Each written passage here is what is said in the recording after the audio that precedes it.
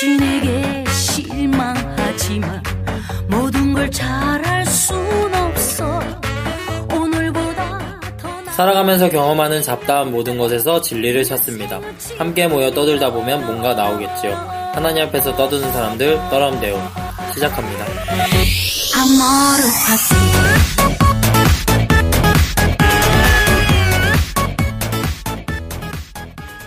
네, 반갑습니다. 떠람대우입니다. 먼저 자기소개부터 할까요? 교회 다니는 동네형 임브로입니다. 새해에는 다시 상승을 준비하고 있는 김사부입니다. 안녕하세요. 서과장입니다. 육체 노동이 영성이다. 손잡급입니다. 손노동씨. 네. 네. 노동하지 않는 것들은 다 일하지 않는 자는 먹지도 말라고 했다. 아니 육체 노동. 아, 네. 그렇죠. 육체 노동하지 않는 자는 먹지도 말라고 했다. 손 레이버. 예수 안 믿는 사람들이에요. 네. 네, 그렇군요. 네. 어쨌든 뭐 얼마나 했다고 하여튼간. 네. 노동신학. 어떤 일이 있으셨습니까? 한 주간? 저는 이번 주에 아이가 어린이집이 방학해가지고 오전 내내 애기랑 같이 있었어요. 네, 그렇군요. 네. 아, 요새 유치원 어린이집 방학 기간이죠? 손잡그 아이들도 네, 방학이에요. 그렇죠. 세상 저희 엄마 애도. 아빠들이 고민이 깊더라고요. 네. 근데 아시다시피 제가 지난번에 국가고시를 시험을 쳤잖아요. 네. 또 자꾸 국가고시라 그러는 거? 뭐 그냥 그냥? 하나님 나라 위한 시험이니까. 하나님 나라 고시. 국가고시. 그래서 네, 그걸 국가고시. 쳤는데 그때 잠도 많이 못 자고 스트레스도 많이 못 과연 받고 그 시험 해가지고 치는 사람이 다 하나님 나라 갈까? 왜 이렇게 이상해졌어. 저는 아주 안 좋아. 그래서 원래 육체 노동하면 영이 맑아지지 않나요? 네, 시니컬해졌어요. 굉장히 명료해요. 영이 탁해. 모든 것을 다 분별할 너 눈이 맛이 갔어요. 굉장히 탁해졌어요. 그래가지고 이제 그런 거 보통 끝나면은 좀 혼자서 쫙 한번 쉬어주는 기간이 필요한데 바로 이 시기를 맞이하니까 너무 힘들더라고요. 네, 힘들죠. 지금 거의 너무 힘들어요. 아, 그 국가고시를 준비하려고 일주일간 공부를 하셨는데. 2주. 2주간 공부를 하셨는데, 쉬고 네. 싶었는데, 네. 아이가 방학을 해서 못 쉬어서 속상하다. 이게 되게 찬물이랑 더운 물 같이 애기랑 같이 있는 게 한편으로 또 너무 행복하면서도 또 되게 멀어지고 싶고 또 멀어지면 또 되게 짠하고 다시 또 품에 안기면은 아이고 너무 힘들다 쉬는 시간이 필요하다 그런데 애기는 쉬는 시간을 안 주니까 그런 고민이 있더라고요. 솔직히 나도 한 2시간 넘게 애 보면 좀 버겁고, 그렇긴 하더라고요. 어떤 일 있으셨습니까? 손노동자님. 네. 저는 계속 열심히 육체 노동을 해요. 노동 현장에서. 네. 뚝딱뚝딱. 다 끝났습니다. 아유. 끝났더니 이제 몸이 좀 긴장이 풀려서 그런지 아니면 날이 추워서 그런지 오한이 올라오네요 지금. 그렇죠. 한 빙장에 맞은 것 같아요. 네. 네, 지금. 이따가 제가 구양신공 아유. 시전해드리겠습니다. 아유, 네, 감사합니다. 운기조식 해드리겠습니다. 감사합니다. 네. 우리 서과장님. 그냥 뭐 평소처럼 지냈습니다. 네. 아까 우리가 밥 먹으면서 서로 바쁘다, 힘들다, 빡세다 라고 했더니 내가 말을 안 해서 그렇지 내가 제일 바쁘다 막 그러면서. 저는 말 안 했어요 끝까지. 네, 그렇군요. 그렇죠. 나누지 않을 뿐이지 매우 바빴습니다. 그렇죠. 크리스마스 시즌 잘들 보내셨죠? 저 방송 준비하고 편집하느라 뒤질 뻔했습니다. 이 악마들아. 네, 뭐 다 그렇죠. 사람 사는 게. 네. 수고하셨습니다. 근데 지난번 편집이 너무 재밌더라고요. 아, 네. 센스가. 감사합니다. 감사합니다. 내가 한 얘기 막 자르던데. 그래서 재밌었어. 그래서 재밌는 것이죠. 댓글 읽어주시죠. 롱롱구리님, 목요일 00시 00분만을 기다렸다가 업데이트 되자마자 하트를 누르는 맛이 쏠쏠해요. 선 하트 후 청취 들어갑니다. 다이어리 당첨되면 좋겠어요. 네. 이분 같은 태도는 굉장히 바람직한 것 같아요. 선 하트 후 청취. 아, 좋죠. 네. 스리스리님, 요즘 떠람대오가 웬만한 예능보다 훨씬 재미있어요. 저는 한 해를 돌아보기 위해 조용한 시골에 가서 묵상을 하다 왔는데 돌아오는 새벽길에 이번 주 방송을 들으니 더욱 감회가 새롭더라고요. 1년을 함께 마무리하는 느낌이랄까요? 이번 연도 초에 임브로님을 통해 방송을 알게 되고 쭉 듣고 있는데 1년간 틈날 때마다 들었던 떠람대오가 때로는 위로가 되고 때로는 친구가 되고 때로는 예능이 되어 주었네요. 1년간 좋은 방송 해주신 네 분께 정말 감사드려요. 마지막으로 이번 연도 제 심장을 때려 한마디 남기고 갑니다. 풍도기. 바람 부는 인생길을 기도하며 걸어왔습니다. 네, 하여간 수고 많으셨습니다. 네. 야매얌얌님. 이번 방송 편집자분이 누구신지 모르겠지만 맺고 끊고 잘라버리는 타이밍이 기가 막히시네요. 크크.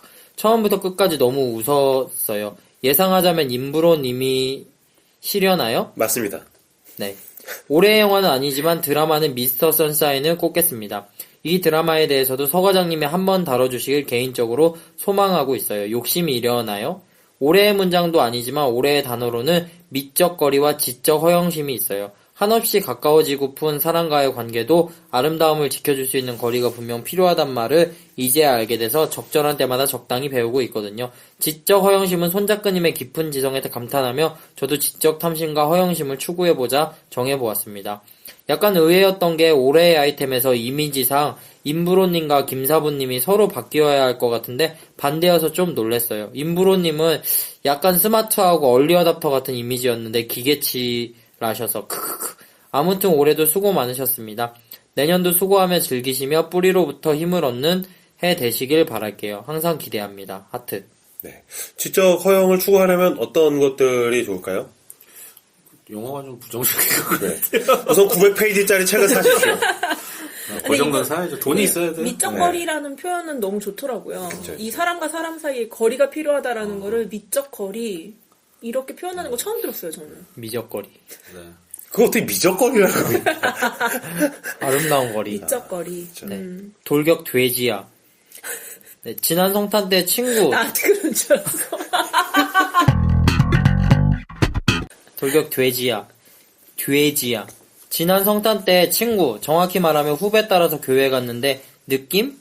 너무 좋고 사람들이 좋아서 교회 다니기로 했습니다. 관련 팟캐 찾다가 들어왔어요. 잘 부탁드려요. 듣고 싶은 편부터 듣고 찬찬히 역주행 달리겠습니다. 꾸벅. 저는 이분 너무 반가웠어요. 또 교회를 나가기 시작했다고 하니까 되게 반가운 것 같아요. 그런데 팟캐스트도 지금 찾아가지고 그리고 들으신 교회를 거예요. 갔는데 첫 느낌이 좋다고 하니까 왜 이렇게 다행이다 이런 느낌이 그러니까요. 드는지. 마지막으로 두렵고 놀라는 상담사. 안녕하세요. 어쩌다 보니 떠람대회 골수 팬이 된 청년입니다. 임브로님의 수시로 나오는 갑작스러운 떠람대회 홍보를 무시해오다 한번 드러나보자 하고 제일 관심 있는 키워드들부터 골라 듣다 보니 어느새 1주년 특집까지 완주했네요. 앞으로도 좋은 방송, 건강한 방송, 은혜를 나누는 방송 되기를 응원합니다. 저는 특히 의천도롱기 편이 너무 재미있었습니다. 내용도 그렇지만 임브로님의 뭔가 자신 있지만 자신 없어하는 임브로님의 모습을 보고 얼마나 웃었는지, 그리고 도대체 1980년도 의천도롱기가 어떻길래 하면서 다운받아 정주행을 해버렸네요. 앞으로 또 무협 다뤄주시는 그날을 기대하며 기연을 기대하며 애청자로서 응원하겠습니다. 떠람대요 화이팅. 앞으로 무협지를 다루는 일은 없습니다. 참 사람들 취향이 다양하네요. 그러니까 그 40편짜리를 다 다운을 받아서 세상은 봤다는 게 님도 제정신은 아닙니다. 네. 네, 이렇게 팟빵 떠람대오 댓글 게시판에 방송 후기를 달아주시면 매주 목요일에 3분을 선정해서 선물을 보내드리고 있습니다. 올해도 어김없이 하나님의 마음, 착한 마음을 전하는 컴베이지에서 향초를 너를 변하게 해줄게, 요거트맨 종로 서적점에서 시그니처 2인 이용권을, 말씀의 기업 메디마인에서 천연 순식물성 마스크팩을 보내드립니다. 올해 선물할 일이 있다 고민하지 마시고 컴베이지, 요거트맨, 메디마인을 많이 이용해 주시기 바랍니다. 이번 주에는 박예슬님께서 후원해 주셨습니다. 그래서 방송 들으시면서 이번 편 정말 수고한 것 같다, 커피 한 잔은 내가 사주고 싶다 하는 마음이 생기신다면 순종하시고 작은 금액이라도 후원을 해주시면 이게 저희가 후원보다도 후원하는 마음을 받잖아요. 그럼요. 나 이분 알아요. 만났는데. 박예슬님? 예슬씨 고마워요. 뭐지 갑자기? 되게 뜬금포. 여러분들은 이게 뭘까 할 텐데 노동으로 지치신 손 노동자님이 동태같이 앉아있다가 이따 갑자기 아는 단어가 나 이분 알아요. 갑자기 꼼질꼼질 거리면서 살아났더니 고마워요. 기계적으로. 아무튼 저희가 굉장히 큰 격려와 힘을 얻고 있습니다. 더 좋은 방송 만들어가는데 사용하도록 하겠습니다. 그리고 오늘은 2019년 새해 첫 방송을 기념해서 특별히 추가 이벤트를 준비했습니다. 와. 도서 증정 이벤트. 와우. 예. 그래서 2권의 책을 각각 3분께 총 6권을 선물로 보내드릴 건데요. 첫 번째 책은 설명이 필요 없는 출판사죠. 새물결 플러스에서 이제 김민석 작가님의 교회를 부탁해. 나 이 책 알아요. 3권을 협찬해 주셨습니다. 우리 다 알아요. 다 받았잖아요. 저희에게도 감사하게도 한 권씩 보내주셨어요. 아시는 분들은 아시겠지만 이제 김민석 작가님은 기독교 웹툰 사이트 에끌툰이라는 거를 직접 운영하고 작품 연재를 하고 계세요. 아, 그 사이트에다가 그러면 계속 게재를 하는 거예요? 맞아요. 이분 혼자서 하시는 게 아니라 이제 여러 동료들과 함께 이제 연재를 하고 계시고요. 이분 어디서 제가 뭐 인터뷰 기사를 봤는데 기독교 웹툰을 연재하고 싶은데 마땅한 플랫폼이 없었다고 하더라고요. 그래서 이제 이걸 다음이나 네이버 웹툰에다가 이제 연재하기는 조금 애매했던 거죠, 여러 가지로. 그래서 직접 에끌툰이라는 이제 기독교 웹툰 사이트를 만드셨고요. 여기서 연재했던 작품들이 이제 샘물결 플러스를 통해서 단행본으로 출간이 되었습니다. 대표적인 이분의 작품이 이제 복음서 뒷조사 시리즈죠. 마가복음 뒷조사, 요한복음 뒷조사 이런 책들이 있고요. 창조론 연대기라는 작품도 있습니다. 손작가가 이거 아, 좋아요. 그쵸. 네. 추천했었던 책으로 제가 기억하는데, 창조론과 진화론, 뭐, 신앙과 과학의 갈등을 만화로 잘 풀어낸 작품이고요. 오늘 여러분께 소개하고 선물로 드릴 책은 교회를 부탁해 라는 작품입니다. 이게 2013년에 나왔는데, 이제 절판됐었던 책을 이번에 샘물결 플러스에서 이제 개정해서 재출간을 했어요. 보셨죠? 네, 봤습니다. 네. 에끌이라는 영양실조에 걸린 소녀가 이제 주인공인데, 네. 이름을 보시면 짐작이 되시겠지만 이제 병든 에끌이 현재 이제 교회를 상징합니다. 에클레시아? 그래서 이 에끌에게 도대체 무슨 일이 일어나고 있는가 이거를 파헤치는 추리 탐정 만화라고 할 수 있고요. 이분의 다른 작품들을 봐도 그렇고 이제 기독교 웹툰이면은 약간 기대치를 낮추고 보시는 분들이 계신데 오그라드는 것도 없고요. 그렇죠? 지루함도 없고 되게 도전적인 문제들을 굉장히 침착하고 재미있게 풀어갑니다. 네. 그래서 이 교회를 부탁해 리뷰에 이런 글이 있더라고요. 누가 이렇게 쓰셨어요. 천재들이 만화계로 갔다. 이렇게 쓰셨더라고요.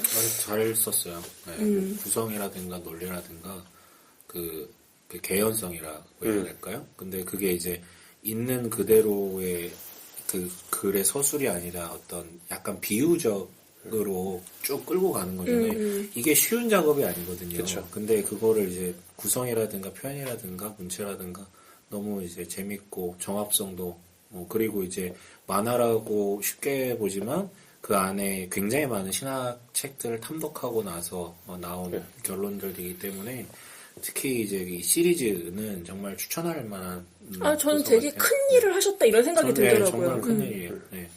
그리고 저 되게 좋아하는 만화가 중에 제가 생각하는 만화가 중에서 이 사람 최고다라고 꼽는 사람이 이연세? 그쵸, 이현세 씨죠. 독고탁. 공포의 외인고단. 공포의 외인고단. 아, 그 말고 그 21세기 소년 쓴 우라사와 아, 나오키라는 작가가 있어요. 몬스터. 그쵸. 그리고 그 사람 진짜 난 최고라고 생각을 하는데 약간 그 느낌이 있다고 생각을 했어. 보다가. 그림에? 그림이나 끌고 가는 느낌이나 약간 스릴러 비슷하게 이야기를 이건 완전 대박이네. 끌어가는 게 약간 그런 느낌이 있다라는 생각이 받았어요? 한 권 팔릴 때마다 우리 얼마 많이 받은 느낌인데 그 정도가 아니, 왜냐면 네네. 솔직히 진짜 아무 기대 안 하고 집에 그 책을 가지고 보통 가서 기독교 웹툰 하면은 그치. 기대치가 낮아지니까. 뭐 예수님 사랑해요 이런 거 나올 줄 알았지 난 처음 봤어요 이런 거. 그래서 이렇게 딸이 읽어달라고 해서 야 이거 뭐 어른들 교회만 하는데 뭘 읽으려 그래 그러다가 이제 읽어달라고 해서 읽어주다가 오 적잖이 놀랐습니다. 네, 재밌게 봤습니다. 네. 두 번째 소개해드릴 책은 요즘 종교 분야 베스트셀러입니다. 선율 출판사에서 중분동의 눈으로 읽는 성경 이 책을 3권을 협찬해 주셨어요. 네. 이 책은 이제 30년간 중분동 지역의 선교사로 활동하시는 이제 김동문 선교사님의 책인데요. 이 책 추천사 중에 이런 글이 있습니다. 구약 성경은 우리를 위해 쓰인 하나님의 말씀이지만 직접 우리에게 쓰인 책은 아니다. 그러니까 for us, but not to us. 아 뭐라고요? 헬라어인가요? 히브리어예요. 그러니까 우리를 향해 쓰인 것은 맞지만 우리에게 직접적으로 우리에게 쓰인 책은 아니다. 그래서 당시와 그곳의 삶을 알아야 이해될 수 있는 책인 것이다. 말 빨라지네. 네. 부끄럽나 봐요. 말이 좀 빨라지네. 이제 그래서 이제 그곳 지역에서의 경험을 바탕으로 당시 성경 시대의 삶을 입체적으로 보여주고 있다라고 이제 하셨는데 이게 딱 이 책을 참 잘 설명해 주신 것 같아서 제가 소개를 했고요. 특별히 이 책의 부제가 낮은 자의 하나님을 만나는 이에요. 그러니까 전문적인 이 문화적 배경 설명을 하면서 동시에 이 책이 강조하는 거는 특별히 하나님의 관심이 낮은 자들에게 있었다라는 것을 이제 보여주는 것입니다. 그리고 이게 이제 이 글만 있는 게 아니라 그림이 같이 그려져 있어요. 웹툰 형식은 아니고 사파 형식인데 글, 그림 이렇게 50대 50으로 단락단락을 전부 다 그림으로 재해석해서 이제 표현을 하고 있습니다. 그래서 추천사를 보면 뭐 신선하고 재미있는 그림으로 사랑스러운 옷을 입게 되었다. 왜 쑥스러워하시나요? 현실을 반영한 재치 있는 그림이다. 이렇게 말씀들을 하시고요. 제가 어떤 분이 이 책 읽고 리뷰 남기신 걸 봤는데 글의 내공뿐 아니라 사파의 가독성은 가히 혁명적이지요. 이렇게 글을 남겨주셨더라고요. 이 사랑스럽고 재치 있고 혁명적인 그림을 제 남편이 그렸습니다. 어떻게들 보셨나요? 만약에 글을 가지고서 사실 성경에서 주로 조명되어지지 않은 부분에 대해서 이야기를 한다고 했을 땐 되게 딱딱하게 이야기를 풀어갈 수 있는데 사파가 그 부분은 굉장히 많은 역할을 했어요. 캐리예요. 사파가 캐리야. 두 책 모두 이제 내용이 정말 깊이 있고 무게감 있는 주제들을 다루고 있는데 뭐 둘 다 그림이 있어가지고요. 좀 더 쉽고 말랑말랑하게 다가갈 수 있도록 이제 도와주는 책들이니까요. 사서 보실 분들은 꼭 사서 보시고요. 희망하시는 책 골라서 기대평을 저희 댓글창에 남겨주시면 각각 세 분께 선물로 보내드리도록 하겠습니다. 대박. 새해 독서를 이 책들로 시작해 보시기 바랍니다. 네, 기대평 꼭 남겨주십시오. 그 방송이 이제 책도 막 주네. 한 가지 더 홍보를 해드리자면 저희가 카카오톡에 오픈 채팅방을 열었습니다. 그래서 카카오톡 오픈 채팅방 들어오셔서 떠람대오라고 검색하시면 저희 4명 패널들이 들어가 있는 오픈 채팅방 들어오실 수 있습니다. 들어오시면 저희가 뭐 딱히 환영 같은 거 해드리지 않고 환대 없는 채팅방. 그냥 조용히 저는 환대해드릴 수 있어요. 그런가요? 네. 그냥 뭐 서로 그냥 살고 있나 존재 여부 확인하고 뭐 일 있으면 서로 좀 공지하고 뭐 서로 이렇게 뭐 그러려고 교통이나 교류를 조금 하려고 한번 열어봤어요. 갑자기 폐쇄될 수도 있다는 거. 근데 저는 이 오픈 채팅방에서 네. 평소 때 제가 댓글 담당이잖아요. 네. 그래서 여러분들 잘 모르겠지만 제 안에는 그런 닉네임의 온기가 남다르거든요. 그렇군요. 그래서 몰랐네요. 그분들의 닉네임들이 이렇게 딱 거기 펼쳐져가지고 막 이렇게 대화를 나누는 걸 보니까 굉장히 좋았어요. 네. 뭐 인부로는 거기 들어가서도 약간 꼰대 노릇을 하고 아 진짜? 뭐 약간 뭐라고 해야 되나? 제가 지금은 좀 시간이 있어서 응대를 해드리고 있습니다. 약간 이런 식이고. 그런가요? 김사부는 들어와가지고 약간 아이돌 놀이를 하더라고요. 저 뭐 아이돌이. 내가 누구? 뭐 약간 이런 짓거리를 소리 하고. 질러 세이호 뭐 이런 거. 그런 짓거리를 하고 있더라고요. 약간 진짜 프레디 머큐리가 된 것 같았어요. 오늘부터 저희가 새로운 특집으로 새해를 시작하게 되었습니다. 그래서 이제 새해가 시작되었지 않습니까? 그래서 저희가 시작이라는 키워드로 저희가 이제 한 패널당 하나씩 방송을 준비를 했고요. 그래서 이제 새해를 시작하면서 어떠한 시작에 대한 의미들을 여러 다방면에서 살펴볼 수 있는 좋은 계기가 되지 않을까 싶습니다. 우리 서 과장님은 한국 독립의 시작 뭐 이런 거 해야 되겠네. 아까 미스터 선샤인. 왜죠? 미스터 선샤인 보고.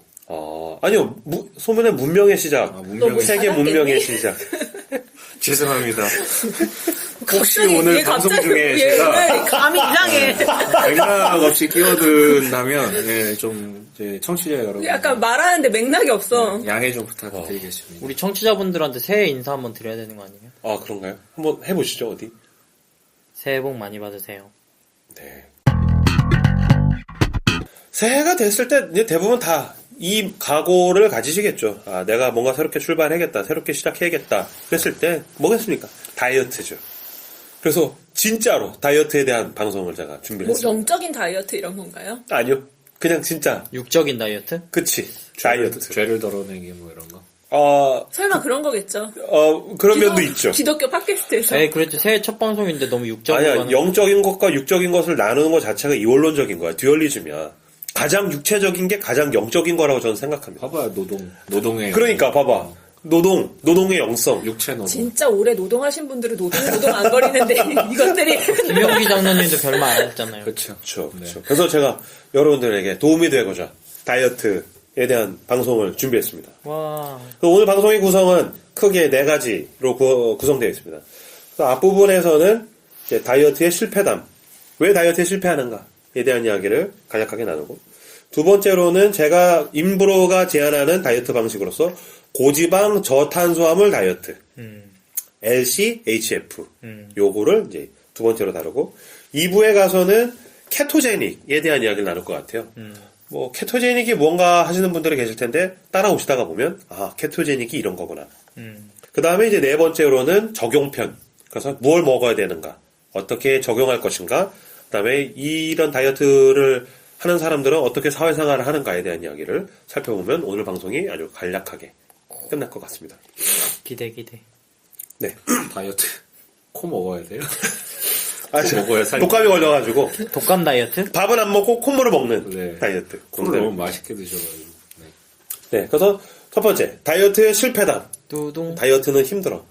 그래서 제가 이제 농담처럼 얘기하는 게 늘 시도하지만 성공한 사람이 없는 것. 가장 대표적인 것 두 개가 큐티와 다이어트죠.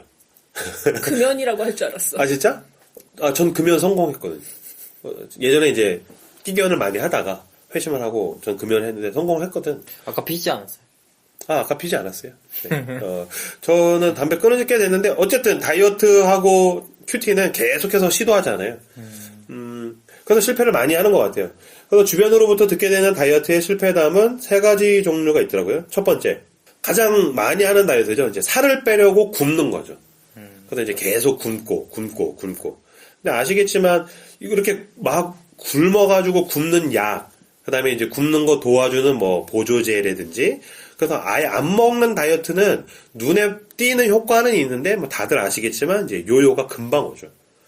이거 진리입니다. 인간은 허기를 이길 수 없다. 아멘. 그럼요. 인간이 어떻게 허기를 이길 수가 있겠어요. 그리고 어떤 학자들이 얘기를 하는데 낮에는 사람이 의지라든지 내적으로 좀 에너지가 있어서 이렇게 식욕과 싸워야겠다라는 의지를 가지고 이겨낸대.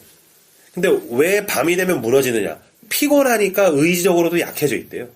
그래서 밤이 되면 내가 못 참겠다. 그래서 밤이 되면 갑자기 미친 듯이 먹어가지고 막 살이 막 찌고 요요가 오고 다이어트는 내년에 다시 시도하자. 이게 이제 굶는 다이어트의 폐해죠. 두 번째, 살을 빼려고 원푸드 다이어트를 하는 경우들을 이제 볼 수 있어요. 원푸드 다이어트. 혹시 주변에서 원푸드 다이어트 뭐 보신 거 계신가요? 저는 많이 해봤어요. 해봤어요? 많이. 전 다이어트 시도를 뭐 한 30번도 넘게 한 것 같아요. 아 진짜? 아 그렇죠. 다이어트와 큐티는 계속 시도하는 것. 우리 계속 시도하고 저한테 그래서 약간 지론이 생겼어요. 그러니까 한 번도 성공한 적이 없으니까. 그러니까 성공을 했다고 하더라도 도로아미타불이 되니까 다이어트를 한 기간만큼 불행의 날들이 쌓인다. 그러니까 내가 일주일을 했어. 그럼 일주일 동안 되게 괴롭잖아요. 살이 빠지지 않고 다시 돌아오니까 내 인생에 남은 건 불행했던 일주일만 남은 거예요. 그러니까 다이어트를 시도한다라는 건 불행한 날들을 쌓는 것이다. 이런 결론이 딱 생겼더라고요. 본인만 불행하지 않죠. 옆에 있는 사람들 진짜 짜증나게 하죠. 그치, 굶어서 주변에. 봤어요. 그 밀가루 다이어트 하는데. 누가? 아니, 그니까 제 주변에 있던 사람들 몇 명 좀 친했던 사람들 밀가루 다이어트 한대요. 3일째 되면은. 신경질. 신경질을 막. 때려 죽여버리고 싶을 정도 신경질을 내요. 아, 짜증을? 짜증을. 밀가루 다이어트는 밀가루 안 먹는 건가요? 그쵸. 밀가루를 안 먹어요. 근데 그게 진짜 힘들거든요. 그쵸. 생각보다. 그러니까 짜증내는 거 보면 그러려면 먹어 자식아 막 이렇게 욕이 나오게 되고. 그렇죠. 네. 제 주변에 원푸드 다이어트 하는 사람 얘기를 들었는데 이제 바나나 다이어트를 원푸드 다이어트 중에 이제 바나나 다이어트 해봤습니다. 한다고. 해봤어요? 뭐 사과 다이어트, 양배추 근데 왜 다이어트, 원푸드만 고구마 먹어요? 다이어트. 그러니까 그거 하나만 먹으면 그거 외에 영양소들의 불균형 때문에 뭐 살이 빠지거나 뭐 그렇게 될 약간 수 있다는 이거는 거지. 단기적으로 치고 빠질 때 하는 거예요. 건강하지 않은 방법 아니에요? 그쵸. 건강하지 않은 방법이에요. 제가 아는 지인은 원푸드 다이어트, 바나나 다이어트를 했는데 살이 막 찌는 거야. 그래서 야, 너 다이어트 안 하냐 했더니 아니요, 개씩 먹는 저 열심히 하고 있어요. 그래서 바나나 다이어트 한다고 그러지 않았어? 예, 얼마나 먹는데 한 송이씩 먹는 거야. 배가 고플 때마다 바나나 한 송이씩. 남자분이에요? 네, 여자분? 남자인데 덩치가 큰 남자인데 형 저는 한 송이씩 먹었어요. 그래서 한 개가 아니라 한 송이씩 드신다고. 살이 찌더라고요. 네, 안 되죠. 그다음에 이제 세 번째가 살을 빼려고 열심히 운동을 하는 경우가 있죠. 예전에 이 얘기를 이제 서 과장님 했는데 살을 빼려고 열심히 운동을 하면 뭐가 되나요? 건강한 돼지가 됩니다. 그렇죠. 건강한 돼지가 될 뿐이죠. 건대. 네, 저도 해봤는데 그렇게 근육량이 생기고 근육돼지. 그렇죠. 근육 돼지가 되지 살이 빠지지가 않아요. 인브로 같은 경우는 이제 2016년도에 여름을 지나면서 제가 체중이 최대치가 됐어요. 몇이었어요? 그때, 이거 공개를 해야 되나? 어쨌든 90 넘었어요. 90까지는 안 됐고, 90 직전까지 이제 갔어요. 제가 키가 175인데, 와. 90 직전까지 갔고, 그때 사진을 저희 패널 중에 이제 서 과장님이 저희 카톡방에다 올렸더니, 야, 이 돼지야, 내가 이러고 올렸어. 예, 김사부가 보기 흉하다고. 진짜 밤이었는데 좀 그랬어요. 그러면서 지 말랐을 때 사진을 올렸는데, 제가 그때 말을 아꼈지만 저도 그 사진 봤을 때 원숭이 같았어요. 길 따른 원숭이 같았어. 보기 흉한 돼지나 길 따른 원숭이나 어쨌든 쌤. 그랬다는 거. 그 제가 근데 몸무게도 체중도 최대치에 갔을 뿐더러 저 같은 경우에 이제 가족력에 혈압이 있어요. 저희 북의 아버지 쪽이 혈압이 있으셔가지고 제가 혈압이 이제 150까지 올라가면서 아버지께서 저를 앉혀다 놓고 혈압약을 먹어라. 그래서 혈압약을 먹을 것인가 아니면은 다른 방식을 사용할 것인가. 그러다가 제가 그때 MBC 다큐 지방의 누명을 보게 됩니다. 우연이요 아니면 의도적으로? 기연이죠. 우연히 MBC 다큐를 틀었는데 지방의 누명, 고지방 다이어트에 대한 다큐였는데 그 지방의 누명을 보고 엄청 은혜를 받았어요. 은혜를 받고 은혜의 세계에 진입하게 됩니다. 그날 이후로 제가 이제 꾸준히 지금까지 지속을 해오고 있는데 현재 같은 경우는 이제 그 당시에 비해서 12kg 정도가 빠졌고 혈당이랑 혈압은 정상. 오. 그래서 혈압이 130, 그다음에 혈당도 한 110. 오. 그다음에 그거 있죠. 그 인바디. 그런 거 이렇게 간단하게 할 수 있는 인바디를 했는데 완전 표준. 네. 신체 나이가 많이 나오는 거 아니에요? 신체 나이 뭐 비슷하게 나왔어요. 그 몇 년 된 거죠, 그러면? 2년? 그쵸. 어쨌든 연차로는 3년차 됐고 만으로는 2년 됐는데 그 방식을 제가 여러분들한테 그래서 이제 지금 제가 복음을 들려드리는 거죠.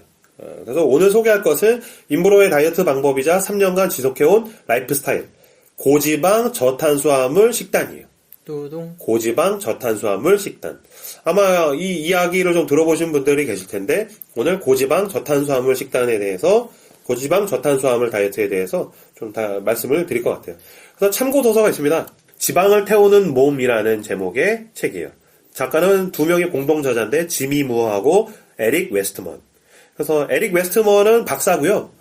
지미 무어는 실제로 이 고지방 다이어트를 해가지고서 몸무게가 180kg였는데 거의 100kg가 빠졌대요. 와, 180kg 대단하다. 그러니까 아까 서 과장이 30가지의 다이어트를 해봤다 그랬는데 지미 무어도 마찬가지로 자기는 안 해본 다이어트가 없었는데 다 무너졌는데 이 고지방 다이어트를 하게 되면서 한 80에서 100kg 정도가 이제 빠져서 본인이 그런 부분에 이제 건강 전도사로 활동을 하고 있고 그 부분에 대한 이론적인 토대를 에릭 웨스트먼이라는 박사가 이제 토대를 마련을 해주는 책이 이 지방을 태우는 몸이라는 책 라이팅 하우스에서 나왔는데 이 책을 토대로 오늘 이 방송을 제가 말씀을 드릴 것 같아요. 본격적으로 내용을 이야기 전에 앞서서 인브로가 오늘 제안하는 식단과 생활 방식이 모든 사람에게 완벽하게 적용되는 방법이라고 보장할 수는 없어요. 왜냐면 이제 완벽한 방법을 제시하는 게 아니라 다만 유용한 도구를 제안하는 거기 때문에 누군가에게는 아주 유용할 수 있다. 그러나 뭐 누군가한테는 적용되지 않을 수도 있겠죠. 그럼에도 불구하고 한번 시도해 볼 만하지 않은가. 저는 이제 2주일 정도 해봐라. 2주 정도만 시도를 해봐라. 라고 이야기하면 애들이 막 주변에서 뭐 2주간 제가 그걸 어떻게 합니까? 그랬다가 건강에 문제가 생기면 어떻게 됩니까? 라는 얘기를 하는데 안 한다면 어차피 2주간 아무런 일도 일어나지 않고 그 배는 여전히 제 배 속에 있겠죠. 지방은 제 배에 있을 테니까 늘 먹던 거 먹으면서 2주간 그 자리에 있느니 한 2주일 정도 테스트를 한번 해보는 거는 괜찮을 수 있겠다라는 거. 고지방 저탄수화물 다이어트. 그래서 low carb, high fat. 저도 발음이 굵군요. 로보캅이요? low carb. 네, 그래서 저탄수화물, high fat, 고지방에 대한 이야기예요. 고지방 저탄수화물 다이어트. 일반적으로 평소의 식습관대로라면 현대인은 어떤 식으로 음식물을 섭취하냐면 탄수화물을 제일 많이 먹고 그 다음에 단백질을 먹고 그 다음에 무기질을 먹고 그 다음에 지방의 순서대로 음식을 취해요. 그래서 탄수화물, 단백질, 무기질, 지방의 순서대로 먹죠. 근데 이 중에서 탄수화물이 압도적입니다.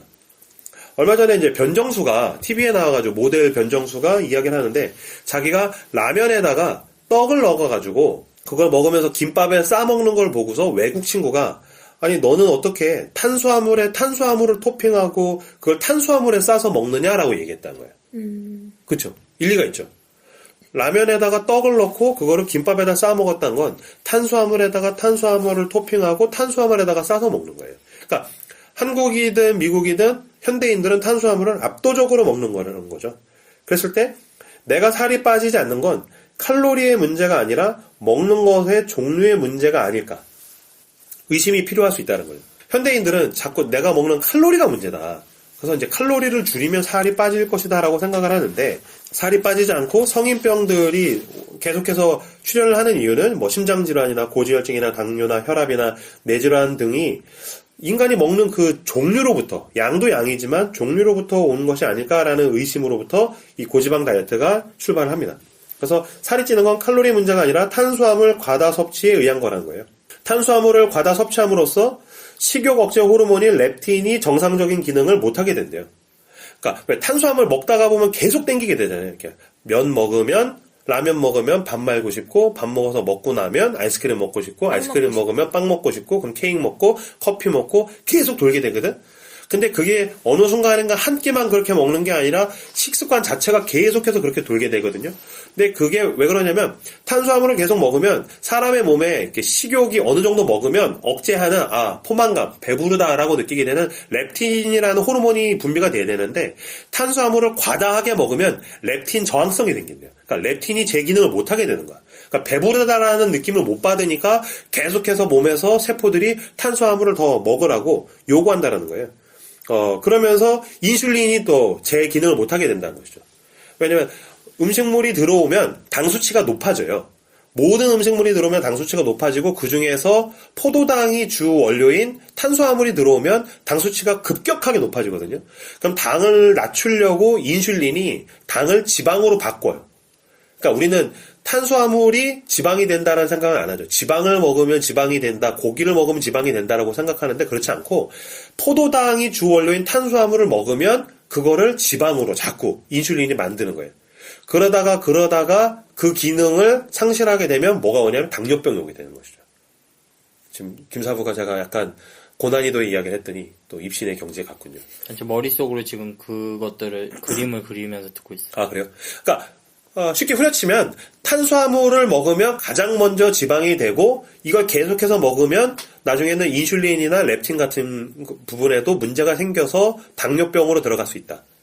근데 이거는 이제 지방을 태우는 몸 여기서 계속해서 주장을 하는 의견인데 저도 여기에 동의하는 게 우리 할머니가 고기는 원래 입에도 안 되거든? 근데 평생을 밥이랑 나물만 드시는데 당뇨병이 있어. 근데 할머니들 보면 당뇨병 걸리시는 할머니들 보면 고기는 입에도 안 돼. 그냥 밥, 된장국, 나물만 먹어. 그런데 당뇨가 와. 아니 도대체 단 것도 안 먹고 커피도 안 먹고 밥만 먹는데 왜 당뇨가 오지? 그랬을 때 주 원료인 탄수화물이 문제라는 거예요. 왜냐면 탄수화물이 포도당이거든. 당. 당뇨병은 정확히 무슨 병이에요? 당이 높은 거? 좋은 질문입니다. 아는 질문이거든. 당뇨병은 몸에 당분이 들어오면 인슐린이라는 게 당분을 낮춰줘요. 자, 사람의 몸에는 5리터의 피가 있어요. 신났어. 아는 거 나왔어, 지금. 사람의 몸에는 한 5리터 정도의 혈액이 있는데 거기에 당분이 들어가 있어요.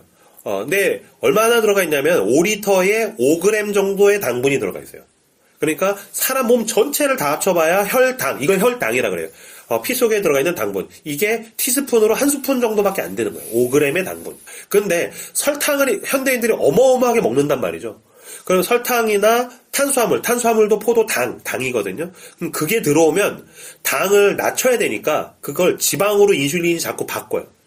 바꾸다가 그 기능을 상실하게 되면 당분이 그대로 피에 들어오게 되는 거예요. 그러면 당분이 너무 많이 들어오니까 피가 끈적끈적해져요. 당분 때문에. 그러니까 바꾸는 속도보다 들어오는 양이 많으면 그쵸. 그런 거예요? 그러면서 인슐린이 제 기능을 상실하게 돼요. 그래서 이제 인슐린 펌프 꽂고 다니고 인슐린 약을 주사를 혈액에다 꽂는 게 나중에는 사람에게서 인슐린이 제 기능을 해야 되는데 인슐린이 제 기능을 못하게 되는 거예요. 분비도 적게 될 뿐더러.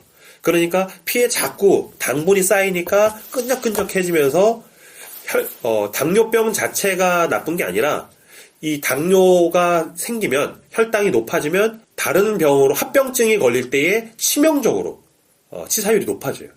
이걸 이제 당뇨병이라고 하는데 지방을 태우는 몸에서 주장하는 건 뭐냐면 이 가장 큰 원인은 탄수화물이라는 거죠. 왜냐면 탄수화물이 포도당. 청취자분들 충격을 받으실 텐데 지방의 누명 다큐에서도 그렇고 이 책에서도 그러는데 우리가 흰쌀밥 한 공기를 먹으면 흰쌀밥 한 공기는 각설탕 20개만큼의 설탕이 들어가 있어요. 당분이 들어가 있어요. 레알. 아, 그렇게 많아요? 싫어. 진짜로. 그래서 밥 한 공기가 각설탕 20개라고 생각하시면 돼요. 그 정도의 당분이에요. 진짜요? 네. 아닌 것 같은데. 그 현미는 더 적은 거예요, 그게? 아니요, 근데 포도당이 들어가 있는 거는 탄수화물은 일반적으로 대부분 그렇다라는 그럼 거예요. 현미도 그렇겠네요. 현미도 그런데 그럼에도 불구하고 이제 그 흰 음식을 싫어하는 사람들에 따르면 학자들 중에서 또 요새 이제 뭐 건강식으로 쓰리 화이트 먹지 마라, 쌀, 밀, 설탕 먹지 마라. 그 사람들은 그래도 현미라든지 통곡물이 좋다. 물론 통곡물이 덜 영양소가 파괴돼서 좋은 부분들이 있겠지만은 어쨌든 저 같은 고지방 식단을 하는 사람들은 탄수화물 자체가 안 좋다. 그게 그거다. 네. 그거는 이제 고지방 식단을 주장하는 사람들의 의견이에요. 탄수화물은 다 당분이 많다. 라는 것. 근데 밥이 달잖아요. 그치. 왜 달겠어? 잘해서. 아니지. 왜 달겠어? 당분이 그만큼 많이 들어가 있기 때문에 단 거예요. 9%에서 9%. 가마솥으로 아니, 물을 기가 막히게 맞추면 달거든요. 그래서 초밥왕. 어른들이 밥이 달다고 이야기하거든요. 정확해요. 왜냐면은 밥에 당분이 그만큼 많기 때문이지. 내가 어른이 됐고. 그래서 밥이 달다고 이야기하는 거예요. 그 왜 사람들 소주 마실 때 술 드시는 분들 가운데 술이 달다라고 이야기하거든요. 그렇죠. 왜냐면은 에탄올, 알코올을 술로 바꿨었을 때 이게 그 공업용 냄새, 알코올 냄새가 너무 심하기 때문에 설탕을 어마어마하게 때려 부어요. 소주에. 실제로 소주에 설탕을 어마어마하게 때려 붓기 때문에 소주가 달다라고 느낀다고 어떤 음식평론가가 이야기를 하시더라고요. 제 주위에선 인생 있으면 소주가 달다고. 아니요. 설탕이 많아서 그래요. 근데 이게 참 무슨 말을 들어야 될지 참 모르겠는 게 한동안 사상체질, 팔체질 이런 게 유행이었거든요. 한의원에서.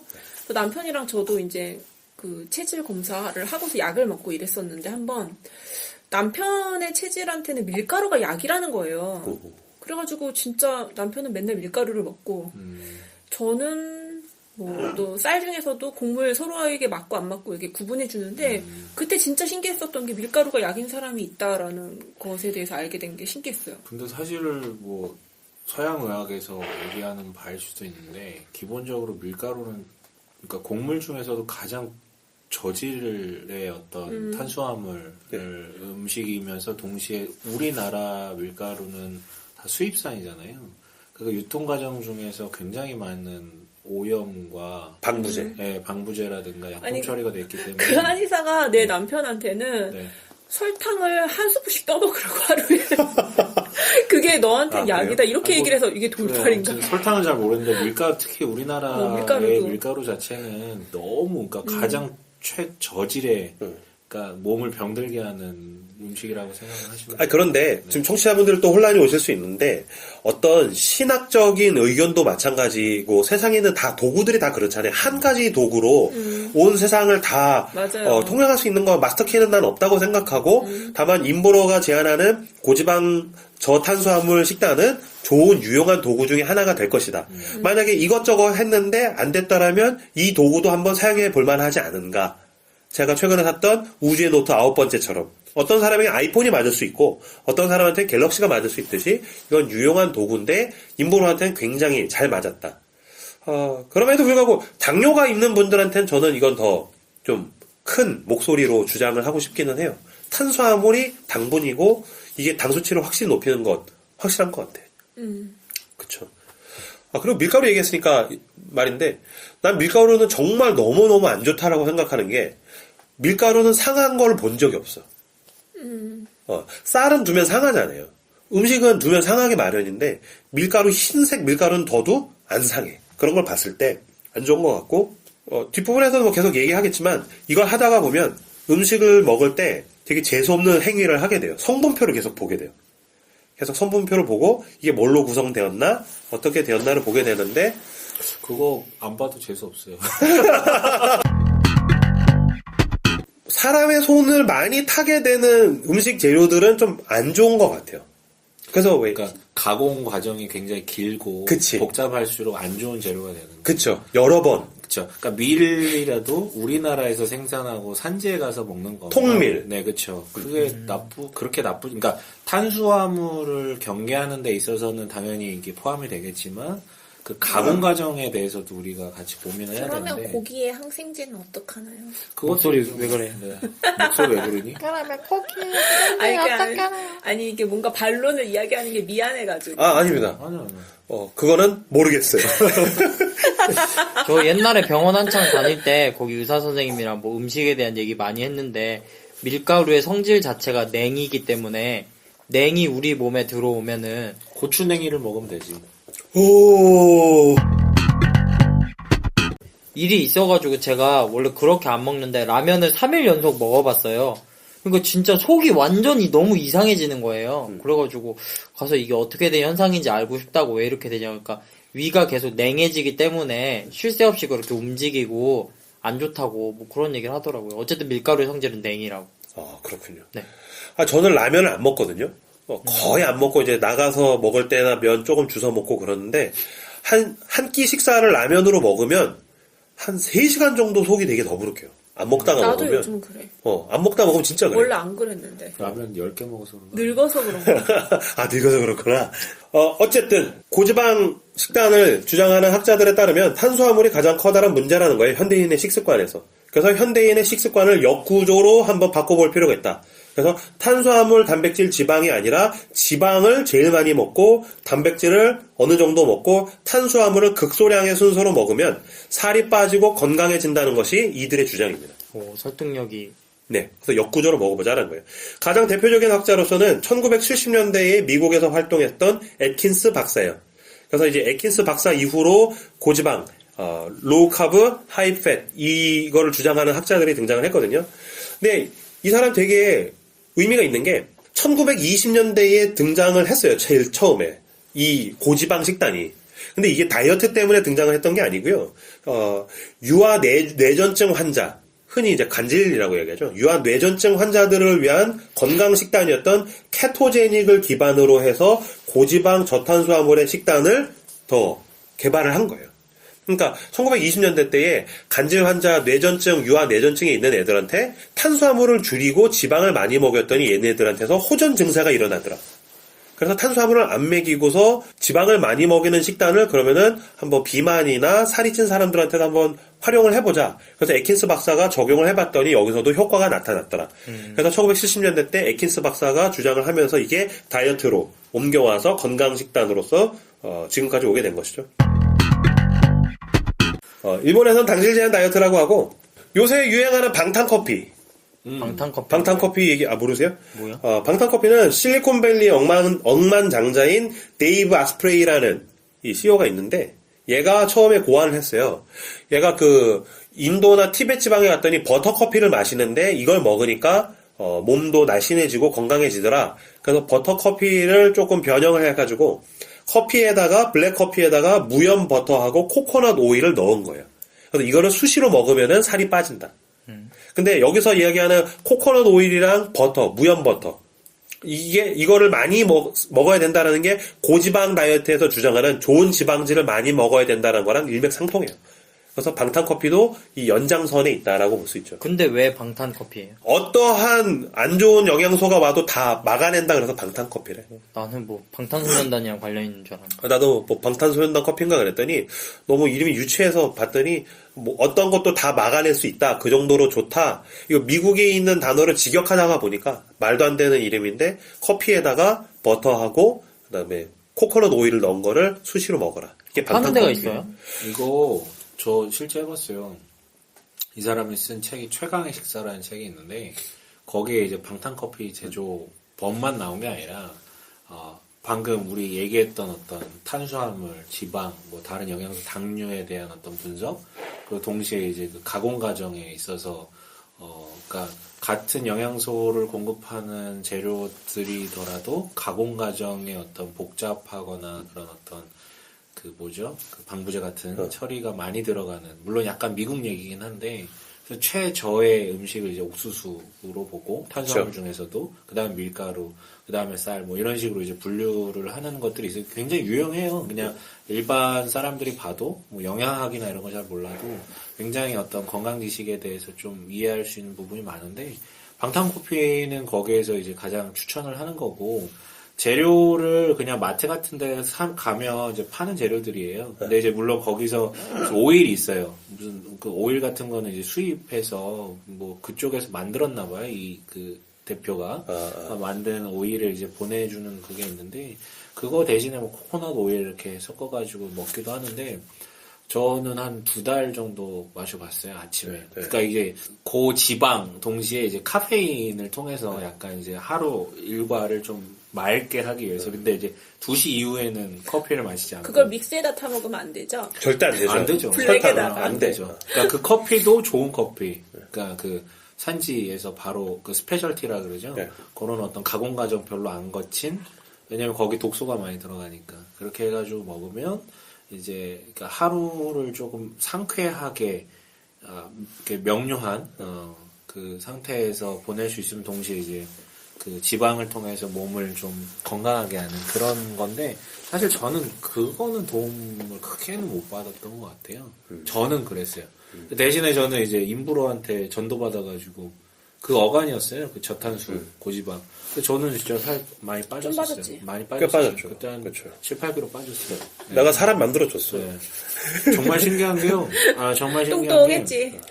하루에 그러니까 먹는 양은 비슷해요. 사실은 그 저기 상태를 바꾼 거지. 근데 매일 체중계가 올라가면 하루에 한 2, 300g씩 빠져요, 그냥. 진짜 빠져요. 3, 400g씩 또 빠져. 쭉쭉쭉쭉. 쭉쭉쭉 빠져. 먹는 양은 비슷해요. 그게 너무 좋아. 안 굶는데 먹는 종류를 바꿨더니 안 굶고 배가 식욕을 다 채우는데도 살이 빠져. 그 짱이야. 근데 뭐 사람 많이 만나고 막 이러면 약간 제한이 있지 않아요? 메뉴를 선택하고 근데 이제 어쩔 수 없이 탄수화물이 많이 들어가면 이제 좀 저 같은 경우에는 밥을 반 공기만 먹고 그쵸. 뭐 그런 식으로 했죠. 네. 활용편에서 그건 더 자세하게 네네. 설명을 드리도록 하겠습니다. 그래서 요체는 이제 지방, 건강한 지방질을 제일 많이 먹는 거예요. 한 7, 80%를 지방질을 먹는다. 라고 이야기를 해요.